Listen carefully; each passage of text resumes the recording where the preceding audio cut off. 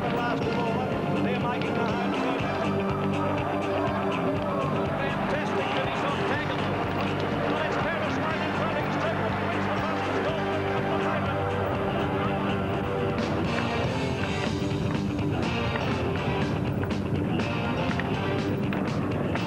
G'day folks, welcome to another edition of The Racing Show. I'm one of those millions of people in Australia at the moment with the old winter lurgy. But at least the weather's fine and clear in Sydney, which is more than I can say for the entire state of Victoria. And it is no coincidence that Simon O'Donnell has got green moss growing all over his shoes. Well, it's a bit hard to get in a dry spot at the moment anywhere in Victoria. I tell you what, either of you two give me the flu, you haven't seen trouble like I'll make trouble for you during the week. Yeah, you're a big I'm fit as a fiddle, bloke. and if I get the flu, you're gone, both of you.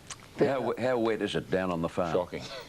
Really? Well, the horses are actually on an arc at the moment, and they're somewhere near Mount Buller, the base of Mount Buller, because they just floated off. Yeah. But look, it's been really frustrating for all concerned. People that want to race their horses and meetings being cancelled. But yesterday at Caulfield, the track was sensational for the amount of rain we've had. So congratulations to all the Caulfield staff. It was really, really brilliant. Well, Shane, I've got to give you a rap. On this program last Sunday, you recommended Botany Bay Gift as a horse to follow. Can I ask you a question? Did you know you were riding him last Sunday? I had an idea I was, but his previous two runs were very, very good, and he was just looking for someone to ride him a bit quiet and to get home, and here he is in the red and white colours, one off the fence coming through with the white face. And when this horse gets into a 2,000 metre race, John, he's going to be a lot better. He got a bit tight there for a few strides. He did. I was trying to help the public out because I knew they'd back him, and got a good run through, and he was just too good. That was a lady rider you pushed and shoved a bit there, if you don't mind. It wouldn't have mattered if it was a male. I still would have given him a bit of a shove. Actually, mate, I'm glad you had a bit of luck yesterday, because you didn't have a lot of luck during the week, and I don't think you'd use the flu as an excuse for it, but the footy show on Thursday night, you didn't perform overly well, did you? Not out of the gates, I didn't. Wayne gave me a bit of a push here, and down I went. Over. Gavin was just too good. He's superstar. Good one, Gavin is over the elbow in record time. You probably now know how we, feel when you slaughter a horse. Now, here we are. Okay. But you couldn't feel anything through these, could you? Because you take quite a tumble here. Look, I was just getting shoved around all over the place, but they're very, very safe, and it's a bit of a thrill because you don't realise how heavy sumo wrestlers really are until you wear one. You did brain strain after that, didn't you? I went all right on the brain strain. Surprisingly. I got a surprise for you, Ockie. Have you? Yes, I did this with you in mind. I went to a hell of a lot of trouble to obtain the footage of a barrier trial at Rose Hill last Tuesday, in which your favourite, Octagonal, made his first public appearance since the autumn. Now, there were only 5 runners in the trial, and Ockie is running second in the black jacket. Rodney Quinn is the rider. His stablemate Donar, which has been gelded recently, by the way, is the leader. The horse getting up on the fence is Deep Snip. He's no slouch. He won 4 straight last time in. The horse on the extreme outside is Yellow King, and the other horse in the yellow cap is a horse called Pipeline, who didn't do a bad job in the trial. But look at Ockie in 3rd place with Rodney Quinn smoking his pipe. Got beaten about a half to 3/4 of a length, and he just pulled up in great order. I think they're in 54.5 or something like that for the 900. Yep. So no slouch in the time, and looks well, the horse, doesn't he? He looked very, very good. Another pointer from the trials was Falante. He trialled and he's come back exceptionally well, and he looks very, very good. And watch out for him when he runs in a couple of weeks. How exciting is that all going to be this spring? It's going to be fantastic with those 3-year-olds. 4-year-olds? No, they're 3. Let me finish. 3-year-olds coming through, now 4s, Falantes, etc. Great. Well, you think I'm kidding about the Melbourne rain? Have a look at it bucketing down during the running of the listed Bletchingley Stakes yesterday.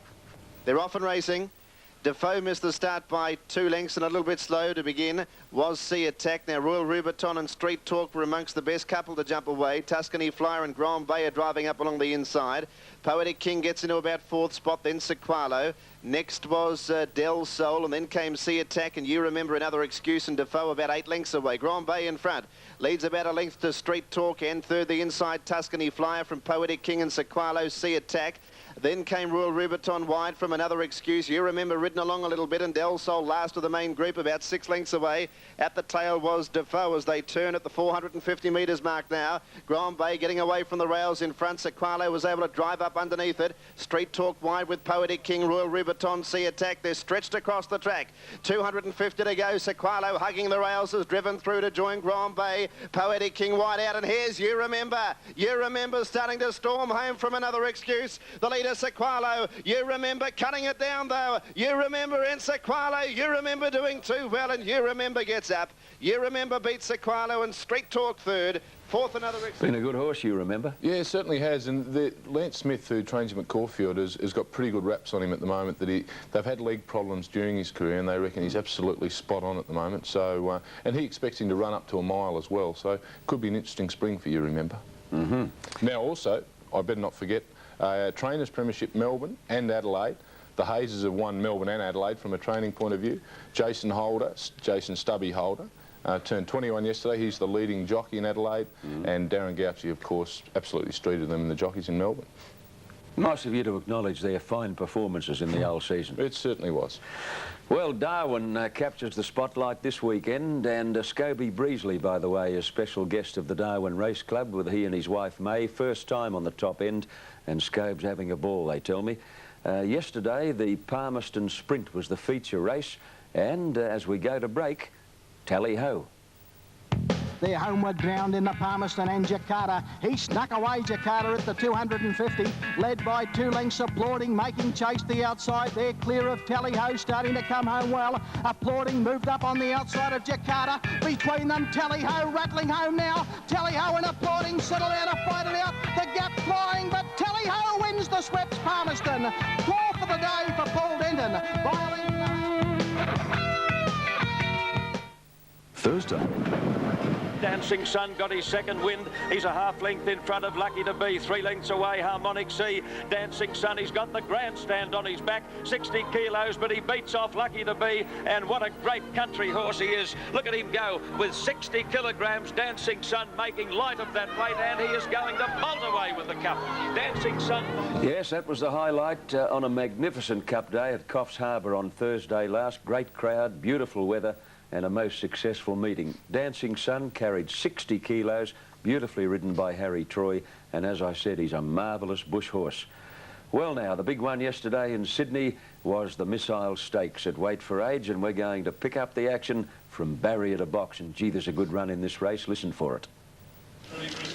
Off and running, beautiful start, came out in a perfect line with Our Lance and Moss Rocket the first to break that line. Away quickly is Zephyrs. Chlorophyll is rapidly getting into a handy spot, followed by Legal Agent, and then Stork, Mansell Bay, followed by the Boss, Renoki Boy and Future King, and Social Rule immediately dropped out last. Coming through the gap onto the course proper, 700 out, Moss Rocket the leader. In second place, Zephyrs, Our Lance third, and then Chlorophyll from Legal Agent on the outside of Mansell Bay. 3 deep as they come up towards the home turn is the Boss, and then Stork, followed by Renoki Boy and well back Future King. Social Rule as last as they come around the corner. The favourite Moss Rocket is first into the straight by more than a length to Zephyrs. Our Lance on the fence, Chlorophyll under pressure. His Legal Agent putting in a dash on the outside, followed by Stork and the Boss. To the 200 mark, Moss Rocket the leader. Legal Agent is threatening big danger. It's Moss Rocket tackled by Legal Agent. They're clear of Our Lance. Moss Rocket and Legal Agent are fighting it out from Our Lance. Moss Rocket and Legal Agent. Beedman is throwing everything at Legal Agent. Our Lance flew, but Legal Agent beat Our Lance and Moss Rocket, and there's a big run fourth, Future King, followed by... Well, who do you start wrapping first? I think the trainer of the winner deserves special commendation. Most trainers would have given up on that horse years ago. He's had so many problems, Legal Agent. Yeah, did you ever quit each way on Future King, did you? No, but it will be next time. I thought you might have been. Look, that's a good win. What a great race. And Moss Rocket, the old Rory's Jester, he just keeps plugging and didn't quite get there. No, I thought his run was the best in the race myself because he had to use him early. And whenever you use Moss Rocket out of the gates, he doesn't perform as well as we saw in the Myer Stakes in Melbourne. I think he's a better horse sitting off them 3 or 4 wide, and if he can be held up for a crack at them, he just wins. Was Our Lance a bit surprising? Did you expect him to run that well? He was a quiet tip at long odds yesterday. Was good healthy odds, and I thought a good one to obviously keep following. Well, Kenny Callender caught up with Pat Quinn, the jubilant trainer of Legal Agent, after the Missile Stakes. Pat Quinn, legal agent, keeps surprising us. Does he surprise you? Not really, Ken, no. He don't surprise me. What this horse can do is unbelievable when he's 100% right, and he was right today. I didn't think I could beat Moss Rocket, but I said to Darren, if he's in striking distance when you straighten up, he'll be hard to hold out.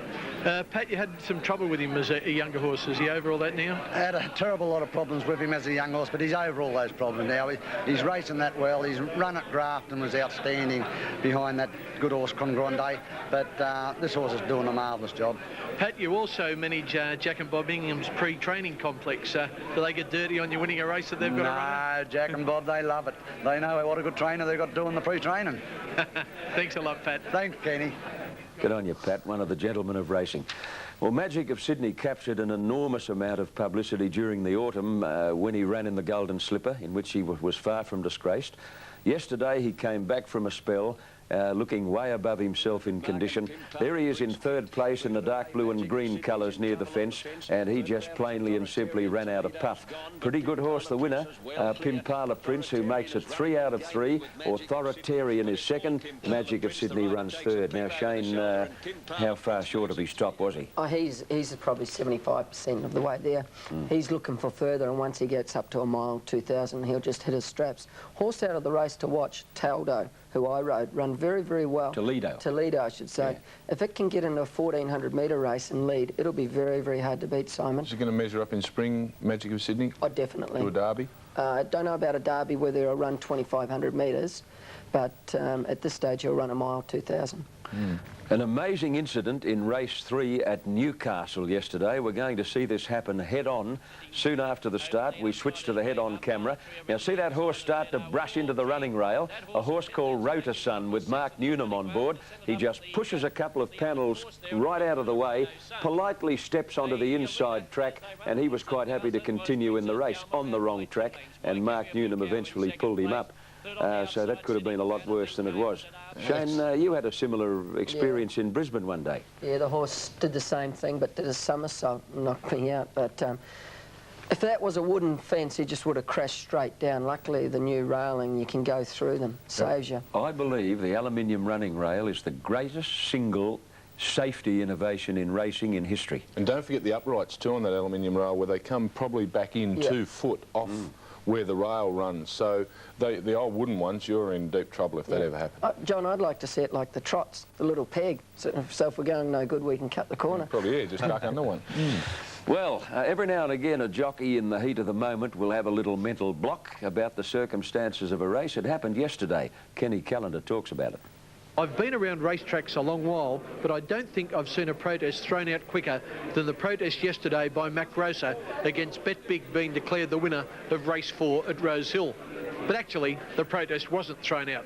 When given the option, John Powell withdrew his objection, but stewards still fined him $100. John was mistaken, because the only interference caused to him in the race was caused by Livorno. Bet Big was wider, hanging in a little, but never touched either horse. Actually, I don't think it would have made much difference. It didn't make any difference to the result.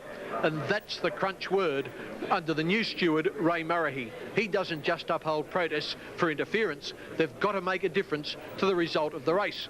And jockeys have got to adjust to that, because I think under John Streck, the stewards had a different philosophy. I think under John Streck, they upheld protests for less interference. Who's to know who's right, as long as we get consistency? But personally, I like the Murray way. By the way, on behalf of all of us on the racing show, our congratulations to John Hawkes and Darren Beedman, the Sydney champions for the season, and Bruce McLaughlin and Michael Pelling in Brisbane. Now, we're going to a break talking about Brisbane with a replay of a terrific win yesterday by a horse called Blazing Steel. Watch him run.